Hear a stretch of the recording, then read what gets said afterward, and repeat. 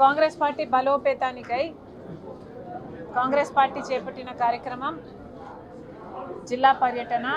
ప్రతి జిల్లాకు వెళ్ళి కాంగ్రెస్ పార్టీని ఎలా బలోపేతం చేయాలి అన్న అంశాన్ని ఆ జిల్లాకు సంబంధించిన నాయకులు కార్యకర్తల దగ్గర నుంచే వాళ్ళ అభిప్రాయాలను సేకరించడానికి, వాళ్ళు ఇచ్చే సూచనలు తీసుకోవడానికి, వాళ్ళకి ఏదైనా ఇబ్బందులు ఉంటే అవి కనుక్కోవడానికి ప్రతి జిల్లాలోనూ కాంగ్రెస్ పార్టీ ఈ కార్యక్రమం చేపట్టింది. నేను పార్టీ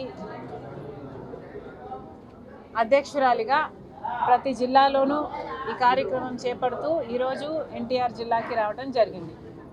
ఇక్కడ కూడా కాంగ్రెస్ పార్టీ బలోపేతానికై ఇక్కడున్న నాయకులతో, కార్యకర్తలతో చర్చించి ముందుకు ఎలా వెళ్ళాలి, ఏం చేస్తే బాగుంటుంది, ఏ కార్యక్రమాలు, ఏ ఇష్యూస్ హాట్గా ఉన్నాయి అన్న విషయాలపై చర్చించి ముందు కార్యాచరణ రూపొందించుకొని ఆ రీతిలో వెళ్ళటానికి నిర్ణయించుకుంటాం. ముఖ్యంగా ఈరోజు రాష్ట్ర రాజకీయాలు చూసుకుంటే ఎంత దారుణంగా ఉంది అంటే ఉన్న పార్టీలన్నీ మోడీ గారి తొత్తు పార్టీలే. వైసీపీ అయినా, తెలుగుదేశం అయినా, జనసేన అయినా, వాళ్ళ నాయకులైనా ఈరోజు అందరూ మోడీ గారి జపంలోనే ఉన్నారు. మోడీ గారు ఇటీవల మన రాష్ట్రానికి వచ్చారు యోగా కోసం. మోడీ గారికి యోగా మీద ఉన్న శ్రద్ధ ఆంధ్ర రాష్ట్ర ప్రజల మీద లేదు. మోడీ గారిని ఎవరు అడిగారో కానీ ఆయనే వచ్చి యోగా చేస్తే తప్ప ఆంధ్ర రాష్ట్రంలో ఎవరు యోగా చేయరేమో ఆయనే స్వయంగా వచ్చి ఈ కార్యక్రమం చేయటం జరిగింది. పైగా మోడీ గారు ఈరోజు పేపర్లో చూస్తే మోడీ గారు దేశమంతటిలో కంటే ఆయనకు ఆంధ్ర రాష్ట్రంలో ఈ యోగా కార్యక్రమంలో పాల్గొంటే చాలా తృప్తిగా ఉంది అట. చాలా సంతోషం సార్, మీకు చాలా తృప్తిగా ఉంది.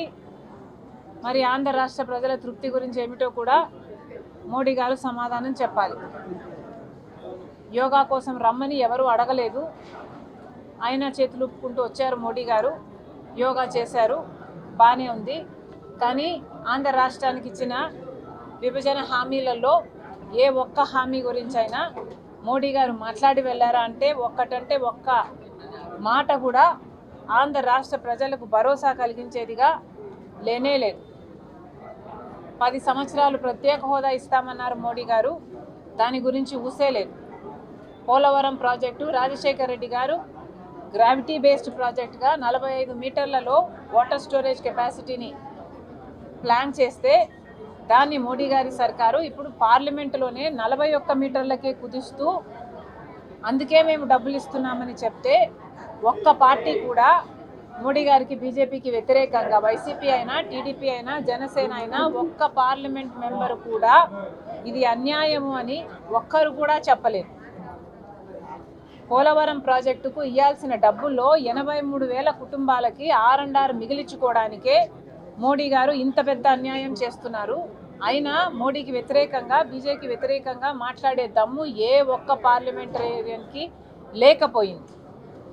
పోలవరం ప్రాజెక్టు అలా నాశనం చేస్తుంటే రాజధాని పూర్తి నిర్మాణం కేంద్రం బాధ్యత అన్నది ఆంధ్ర రాష్ట్ర ప్రజలకు విభజన హక్కుల్లో ఒకటైతే ఇప్పుడు మోడీ గారు ఆంధ్ర రాజధాని కోసం 11 సంవత్సరాలుగా ఏమి చేయకపోగా ఇప్పుడు ఇస్తున్నారు అప్పులు.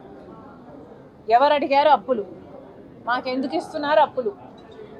మాకు నిధులు ఇచ్చి రాజధాని కట్టాలి అన్నది మీ ఒప్పందం అయితే న్యూఢిల్లీని తలపించే రాజధాని కడతామని మోడీ గారు ఎలక్షన్లో ముందు చెప్తే మరి ఆ మాటలన్నీ ఏమైపోయినాయి? మాకు అప్పులుగా ఎందుకు ఇస్తున్నారో మోడీ గారు ఒక్క సమాధానం కూడా చెప్పలేదు. పోనీ విశాఖ స్టీలుకు సంబంధించి ప్రైవేటైజ్ చేయబోము, ఈ నిర్ణయాన్ని సంహరించుకుంటున్నాము అని ఒక్క మాట కూడా చెప్పి వెళ్ళలేదు. ఇలా ఒక్కటంటే ఒక్క హామీ కూడా ప్రజలకు నెరవేరుస్తున్నట్టు, ఆంధ్ర రాష్ట్ర ప్రజలకు నెరవేరుస్తున్నట్టు చెప్పకుండా వచ్చారు, యోగా చేశారు, అందరూ కలిసి యోగా చేసుకున్నారు, వెళ్ళిపోయారు. ఇది ఏమైనా భావ్యంగా ఉందా? ఆంధ్ర రాష్ట్రంలో ఏం జరుగుతుంది? ఇంత అన్యాయం చేశారే. 11 సంవత్సరాలుగా విభజన హామీలలో ఏ ఒక్కటైనా ఆంధ్ర రాష్ట్ర ప్రజలకు ఇవ్వలేదు. ఈరోజు కనీసం మాకు చెప్పుకోవడానికి ఒక రాజధాని కూడా లేదు, మా బిడ్డలకు ఉద్యోగాలు లేవు, రైతులు మద్దతు ధర లేదని గగ్గోలు పెడుతున్నారు, ఆత్మహత్యలు చేసుకుంటున్నారు. ఒక్కరైనా ఎవరైనా పట్టించుకుంటున్నారా? ఎవరైనా ఈ సమస్యల మీద ఒక్కరైనా అధికారంలో ఉన్నవారైనా లేకపోతే అసెంబ్లీకి వెళ్ళి వైసీపీ జగన్మోహన్ రెడ్డి గారైనా ప్రతిపక్షంలో ఉండి ఎవరైనా ప్రశ్నిస్తున్నారా? మరి ఆంధ్ర రాష్ట్ర ప్రజల సంగతి ఏమిటి? ఎవరి పార్టీకి వాళ్ళు రాజకీయాలు చేసుకుంటున్నారు, ఎవరి పార్టీకి వాళ్ళు మోడీతో అయితే నైస్గా ఉంటున్నారు వాళ్ళ స్వప్రయోజనాల కోసం. జగన్మోహన్ రెడ్డి గారు కూడా ఒక్క మాట కూడా మోడీకి వ్యతిరేకంగా ఈ రోజు వరకు అధికారం పోయినాక కూడా మాట్లాడటం లేదు. రాజశేఖర రెడ్డి గారి కొడుకై ఉండి రాజశేఖర రెడ్డి గారు బీజేపీ పార్టీని ఎంతగా వ్యతిరేకించారో కల్లారా చూసి కూడా జగన్మోహన్ రెడ్డి గారు మెడలు వంచి ప్రత్యేక హోదా తెస్తాను అనే అధికారంలోకి వచ్చిన జగన్మోహన్ రెడ్డి గారు మోడీకి దత్తపుత్రుడిగా మారాడు. అప్పటి నుంచి ఇప్పటి వరకు మోడీతో అక్రమ పొత్తే పెట్టుకున్నారు. ఇక చంద్రబాబు గారు, పవన్ కళ్యాణ్ గారు అయితే ఏకంగా కూటమే కట్టారు. రాత్రి పడ్డ గోయిలోనే మళ్ళీ పగలు పడ్డానికి సిద్ధపడ్డారు. ఇంతకుముందు టర్మ్లో కూడా మోడీ గారు మనకు ఏ వాగ్దానాలు నిలబెట్టుకోలేదు. ఇప్పుడు కూడా నిలబెట్టుకునే అవకాశం ఏదైనా ఉందా అంటే ఏది కనిపించటం లేదు. యోగా వచ్చాడట, యోగా చేశాడట, పోయాడట. ఎందుకు వచ్చారు, ఎందుకు పోయారు, ఎవరు రమ్మన్నారు, మాకు ఏం ఒరిగింది మీరు యోగా చేస్తే? ఇన్కన్వీనియన్స్ తప్ప విశాఖపట్నంలో. పోనీ ఒక్క మాటన్నా ఇచ్చారా, ఒక్క భరోసా అయినా ఇచ్చారా అంటే ఒక్కటంటే ఒక్కటి కూడా ఇయ్యలేదు. ఎంత దారుణంగా ఉందో పరిస్థితి ప్రజలందరూ గమనించాల్సిన అవసరం ఉంది. ఇంత అన్యాయం మోడీ గారు బీజేపీ చేస్తుంటే అటు వైసీపీ ప్రశ్నించదు, తెలుగుదేశము జనసేన ఎవరూ ప్రశ్నించరు. కాబట్టే ఈరోజు కాంగ్రెస్ పార్టీ బలపడాల్సిన అవసరం ఉంది. ఎందుకంటే కాంగ్రెస్ పార్టీ ఒక్క పార్టీయే నిజాయితీగా మోడీని ప్రశ్నించే ధైర్యము దమ్ము ఉన్న ఏకైక పార్టీ ఈరోజు ఒక కాంగ్రెస్ పార్టీ మాత్రమే. కాబట్టే కాంగ్రెస్ పార్టీ బలోపేతం చేసుకోవాల్సిన అవసరం ఉంది. అందుకనే ఈ కార్యక్రమం ఈరోజు ఇక్కడ చేపట్టాం. ప్రతి జిల్లాలోనూ చేసుకుంటూ వస్తున్నాం. ఈరోజు ఎన్టీఆర్ జిల్లాలో కూడా ఇదే కార్యక్రమం చేయడానికి కాంగ్రెస్ పార్టీ అధ్యక్షురాలుగా నేను ఇక్కడికి రావడం జరిగింది. జగన్మోహన్ రెడ్డి నేను అమాయకుడిని, నన్ను కావాలని ఏటుగా చేర్చారు సిపిఎం వృద్ధులు అని చెప్పేసి హైకోర్టుని ఆశ్రయించారు. జగన్మోహన్ రెడ్డి గారు 5 సంవత్సరాలు ముఖ్యమంత్రిగా ఉంటే రైతులు మద్దతు ధర లేదని వాళ్ళు గగ్గోలు పెట్టినా జగన్మోహన్ రెడ్డి గారు స్వయంగా నిధి ఏర్పాటు చేస్తామన్నారు, ధర స్థిరీకరణ నిధి. అది చేయకపోగా రైతుల్ని చచ్చిపోతున్నా పట్టించుకోలేదు.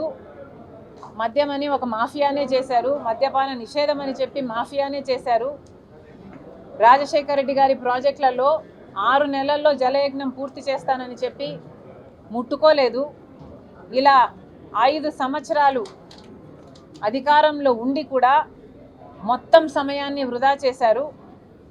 5 సంవత్సరాలలో ఏ ఒక్కరోజు ప్రజల ముందుకు వచ్చింది లేదు, ప్రజలకు సమాధానం చెప్పింది లేదు, ప్రజల ఇబ్బందులు కనుక్కునింది లేదు.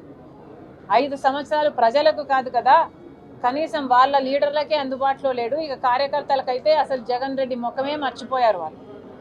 ఇప్పుడు జగన్మోహన్ రెడ్డి గారి 2.0లో మళ్ళీ నేను చూపిస్తాను, నా ముఖం చూపిస్తాను అని చెప్తున్నారు. వాళ్ళే నమ్మే పరిస్థితుల్లో లేరు.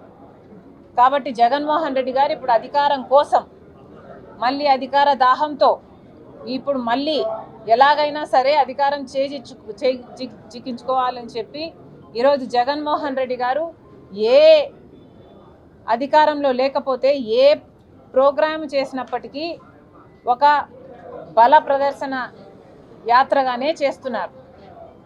ఆయన ఏ కారణం చేత బయటికి వచ్చినా దానికి ఏ పేరు పెట్టినా దానికి అసలు పేరైతే బల ప్రదర్శన యాత్రే. ఎందుకంటే ఏ ప్రోగ్రాం చేసినా ఆఖరికి బెట్టింగ్ చేసి ఒకడు చచ్చిపోతే వాడికి విగ్రహం పెట్టడం అంట. ఆ విగ్రహం పెట్టిన దానికి వైసీపీ అధినేతగా ఈయన వెళ్ళడం అట.